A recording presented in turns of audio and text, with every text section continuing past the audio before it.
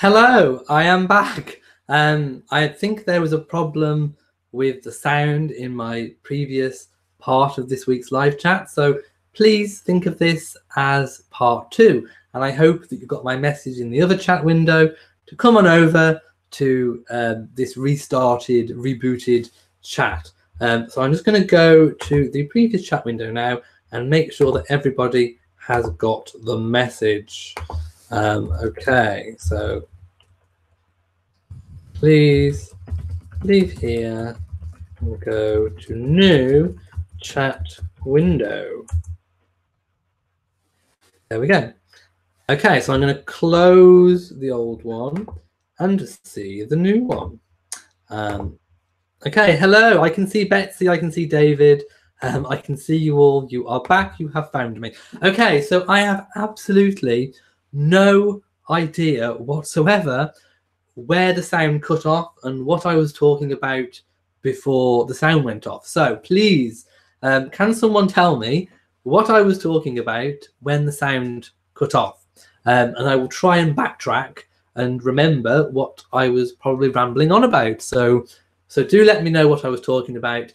If you posted a comment, then that window is gone now, so I cannot see it. If it was really important, please retype it, because I really can't. I have no idea what you said. I'm always probably about a page up from where you are in the chat anyway, so do let me know. Okay, lots of people saying welcome back and welcome. I'm glad you found the new chat window. Yvette Morris says I can hear you now. Jen says welcome back. Tiaras. Okay, so was I talking about tiaras? And David was talking about where he can get reliable news from. Well, reliable news from this channel, of course. Don't trust any other. Okay, tiaras. Well, I said about the Strathmore Rose tiara and the Tech Crescent tiara. And I think I was saying that that Meghan Markle will probably borrow one from the Queen, and it is unlikely to be the Spencer tiara. I think that was one of the questions. Candice says, we missed you. You were missing in action for about 15 minutes. You ended talking about a prenup. Oh no, 15 minutes. That was loads. I was talking about loads of stuff. Oh my goodness. Okay, 15 minutes. I said about prenups.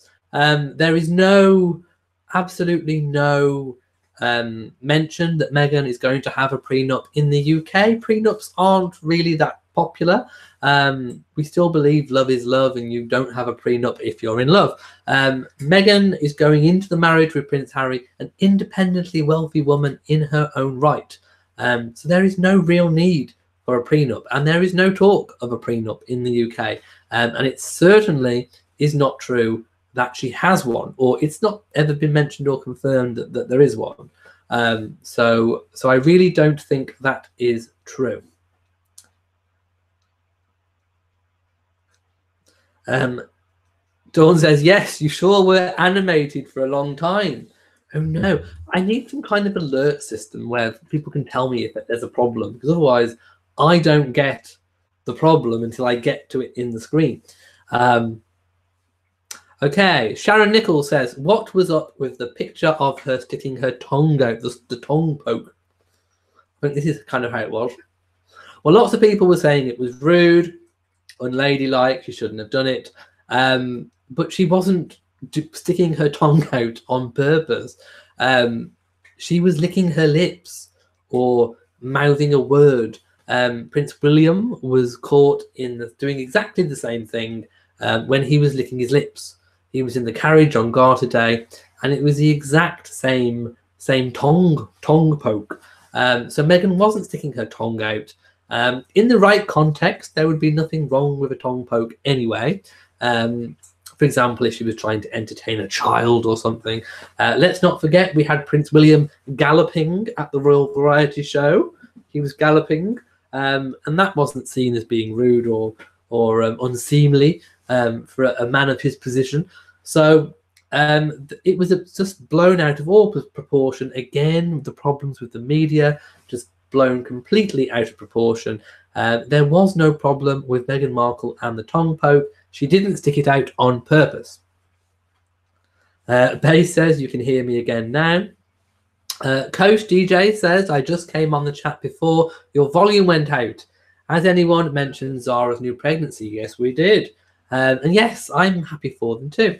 And let's hope, fingers crossed, that this baby will indeed go full term, because let's not forget we had the tragedy of the previous time she was pregnant.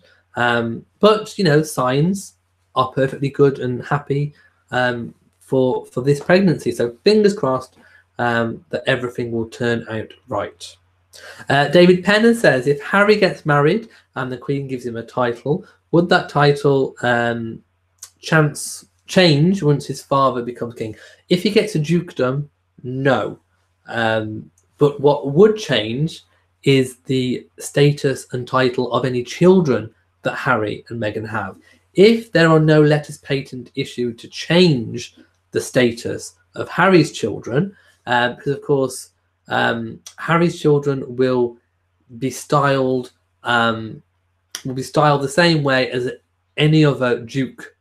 Even though he's a royal duke, they will be styled the same. They will not be princes and princesses as are Williams, unless the Queen issues letters patent. But as soon as Charles is king and everyone moves up a position in the line, Harry, as the son of a king, the same as Prince Andrew is the son of a monarch, his children will be elevated to princely status. So if he has a son, the son will become a prince. If he has a daughter, the daughter will become princess. So there will possibly be a change for Harry's children, but not for Harry himself, except he will go up a place in the line of succession, of course. Sharon Huff says, I think it made her look playful, licking lips or not. MSMB 2012 says, exactly, it was a one split second. She wasn't sticking her tongue out. How ridiculous to say she was. Candice says, I almost waved my hand in front of my computer screen to get your attention. You embarrassed yourself, to say the least. Dawn says, I commented about them replacing the actors for The Crown. Why can they not age the current actors with makeup? Okay, I spent ages talking about that, so I'm going to have to talk all over again. I said that yes, they can indeed age up actors, but I think it loses a little bit of authenticity when they do. I think it's really nice that they're going to choose actors that are the same age range of the characters that they're going to portray. And it was always the intention from Netflix that they were going to change the cast twice. So they start off with the original cast. They have 2 series, change the cast, 2 series, change the cast for the final 2 series. And of course, that chronicles the change in age. And it would be very, very hard for Claire Foy to eventually portray a 90-year-old queen. And I kind of like the element of change. I quite like wanting to know who the characters are going to be, not characters, who the actors are going to be portraying the royals, and how they're going to portray them. Of course, Netflix is still using the same team, the same voice coaches, and so far I'm quite happy with who we've got confirmed or almost confirmed. I'm very happy with the choice for Queen Elizabeth. I'm very happy if Helena Bonham Carter does indeed get Princess Margaret. It's all but being confirmed. So I think the second cast is going to be really, really good as the first. And let's not forget that people do move on in life, people do age, people do change. And just as we saw the Queen's very, very first Christmas speech and compare it with this year's Christmas speech, it is almost like a different person. It's the same person, but different. And I think having the different actors will convey that very, very well. And I really did enjoy this series of The Crown. I thought it was very good, and I think it sets up the scene perfectly for series 3 and that second stage, that second grouping of the Queen's life. Sharon Huff says, good question, David. I wondered if the titles all shift at that point as well. As I just answered, only for some royals. Susan says, Meghan's tongue outside, it means abusing, doesn't fit royal family, cheap girl. I think it was just licking of lips. Not a rude gesture at all. David says, I watched while you're missing in action that Sophie, Countess of Wessex, and Prince Edward spend a lot of time with the Queen at Windsor. They do indeed. Bagshot Park of their country home is on the same estate. So yes, they do live near the Queen when the Queen's at Windsor at weekends. And they do pop up there a lot. James Medford says, if Prince Charles wants a smaller royal family, Harry's children should not be HRHs. Guy and Jackie says, hi, Elliot. Yay, you're back. David says, why are the royals named with 3 names, such as Charles, Philip, Arthur, George? Basically, it's just traditional. They generally have longer names, and the names are generally royal names harking back to the past, previous family members. So that's why they have such long names. Betsy thinks that Claire Foy and Matt Smith will be in the flashbacks. And I'm really interested to see who will be chosen to play Prince Philip. Any suggestions, let me know in the comment section. I'm a buyer says, Helen Mirren would make a great Queen for the later years. She would indeed. She's already played the Queen rather famously. Candice says, Elliot, I wonder if it would work if you left your Twitter account open during chats and someone could tweet you when something goes wrong. That would work if I had my notifications turned on, but I would have to turn them on especially. I do have them off because I don't like things randomly bleeping at me all the time. But yes, it would be certainly an option to do. Dawn says, Guy and Jackie, are you the one that had a family member work at the Sudbury Star?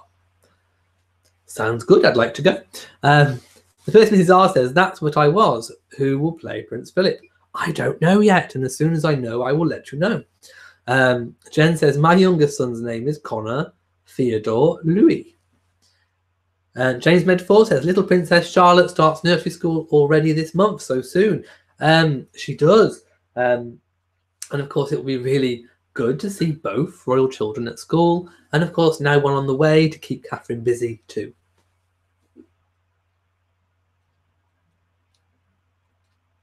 MSNB 2012 thinks that Meghan will wear Queen Mary's diamond bandeau. Well, that would be very interesting if she did. I would like to see that one. Sharon Huff says, do you think the longer names gives them more options for their kingly or queenly choices of names? Well, it does. Their regnal name doesn't have to be their first Christian name. They can, of course, Queen Victoria did choose Victoria from her names. Queen Elizabeth stuck with her Christian name. But it does certainly give more choice. But I think it's just basically tradition. It's traditional. The first Mrs. R says, Geoffrey Palmer would be good for the last 2 series. I can't picture him. I'll have to Google him after. Melody says, would Harry and Meghan have access to some of the art and furniture in the royal collection to furnish any future home? Yes, they would indeed. And also any pieces that Catherine and William didn't choose from Diana's collection as well. So yes, they would. And depending upon what home they have eventually, of course, that will dictate, I suppose, the kind of style and furniture that they would choose to go in the home. We know that we've seen pictures of Meghan's house. We've seen glimpses of inside Nottingham Cottage from various media things that Harry has done. So the style is fairly contemporary, but with a slightly older feel to it too. So I think that's probably the way in which they go. Meghan is also a little slightly boho chic, I suppose, as well. So I'd imagine that's the kind of direction. I would imagine they'd probably stay away from lots of heavy, dark things. But we will see. We may get to see at some point some photographs or video footage of little bits of clues, little bits of backdrop of where they're sitting for interviews, for example. So we will see. We'll have to wait.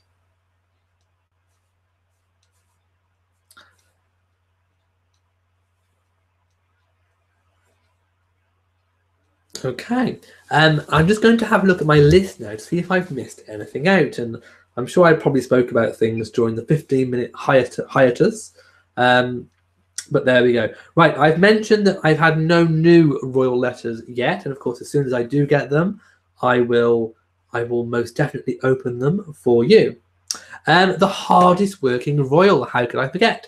The hardest working royal of 2017, compiled from a list of the court circular activities, which documents which engagements each royal does, and any official engagement. It doesn't include, I must like to point out, it doesn't include speech writing, time, or going through official papers, for example. But the hardest working royal of 2017, purely on engagements, UK engagements and overseas engagements, was Prince Charles. And he did beat his sister, Princess Anne, this year, although Princess Anne did come second. But one of the big surprises was that even though the younger royals have taken up more slack, they were still underperforming the older generation. I do think we'll see a change this year, especially with Prince Philip retiring. A lot of that work will have to be taken up. And we've already seen some of them taking on extra duties, and I do think that we will see an increase in the younger royals' royal workload for 2018. So this time next year, we'll be looking again, and I do think we'll see an increase in the younger royals. Most definitely. The hardest working younger royal was Prince Harry. But I do think we will see an improvement, definitely. News also came this week that Charles and Camilla have 3 bedrooms, one which they share whenever they want to, and 2 separate bedrooms. And they say, or rather, palace insiders say that that is the secret to their happy marriage. And I did make a video on that, so you can go and have your discussions and talks over there on that one. Those of you who watched my video on the royal hamster calendar will know that I also made a video about the predictions about when royal baby number 3 will arrive. So do go and check that one out. We also spoke about the snowflake brooch. Now, was I talking about the snowflake brooch when the sound went off? Because if so, I will talk about it again. The Queen is also going to feature in an upcoming BBC documentary about royal jewels. And one of the items she's reunited with, kind of, is the St Edward's crown. And that is the gold crown, which is placed on her head at the coronation. So I'm really, really looking forward to that. And I will, of course, show you what is in that when it happens. Prince Harry and Meghan had a holiday, a Christmas and New Year's holiday to Monaco, Monte Carlo, in fact. So it seems like they had a really good time. There are no photos or anything of the event. It was, of course, a private holiday. And of course, we had the Queen's Christmas message and we had my Christmas message. So I hope you watched both. And I really enjoyed the Queen's this year. She made a joke and a bit of a reference to the technological advances of her reign, and the fact, and she referenced herself in her first televised message, which I thought was really cute, and I really did like it. I really did. So that was something that was unexpected, but really good. And I hope you enjoyed my Christmas message too.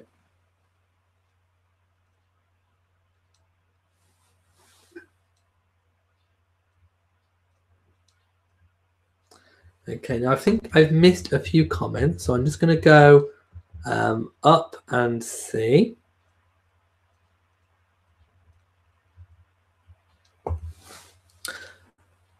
Okay, I'm going to leave it here this week. Obviously, we had the technical troubles halfway through the chat, and I hope that didn't spoil your enjoyment too much.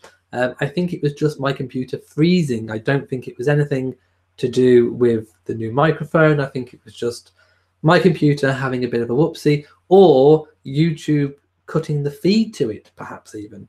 I'm not entirely sure what's that. Oh, David says, I just saw this comment out of the corner of my eye. Is it true that Camilla is dying? No. That, again, fake news. Fake news, beware. No, that is most definitely not true. So I am going to leave it here for tonight. I hope you've enjoyed the chat. Do leave a comment in the comment section. And thank you, as always, for watching. And I will be back next week, 10 o'clock GMT, of course, live. So I will see you then. So from me in Shropshire, goodbye.